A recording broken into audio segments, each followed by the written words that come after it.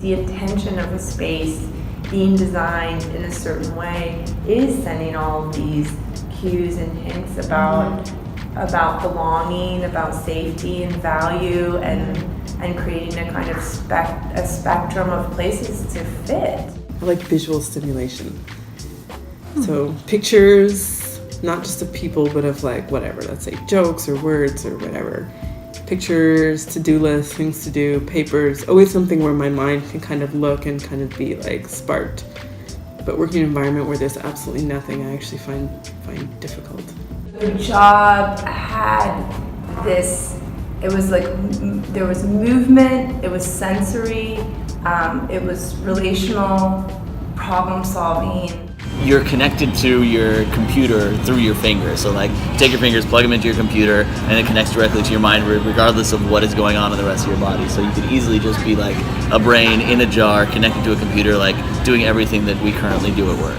I would put on headphones and call it my studio because I need isolation whenever I'm working through something really rigorous, just so that I could be totally in my body without having any distraction. This consulting job, and all the consultants kind of sat together, but it was sort of so loud. We could sit wherever we want, so I actually sat with the IT people, like way in the corner. They used to make fun of me that I was like help desk. I'm like, I didn't care, but it was quieter. I need that sort of control to work my best. So every now and then there's a few coffee shops. I live in Harlem. There's a few coffee shops that I utilize.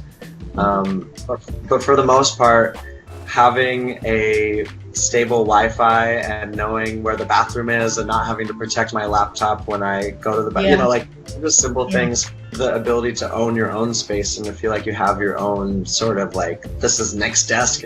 We'd be coming to students in their studio, and what I found was to work mobily is really difficult. To have no sense of place and no thing psychologically for myself felt very, it felt a little bit like vulnerable. So for those people who are forced to work outside of their natural body rhythms, it's like jet lag. It's like forcing someone to undergo jet lag on a daily basis.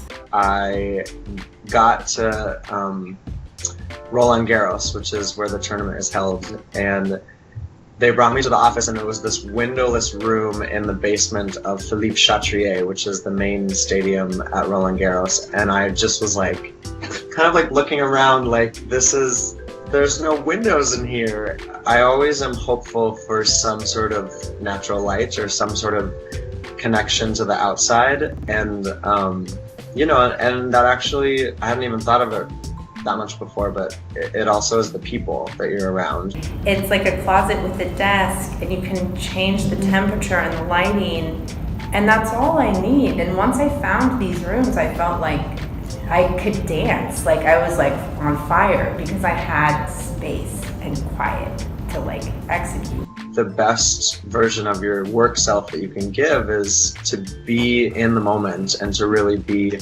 someone who's, you know, passionate about what they're doing and not necessarily being lost in the what's next.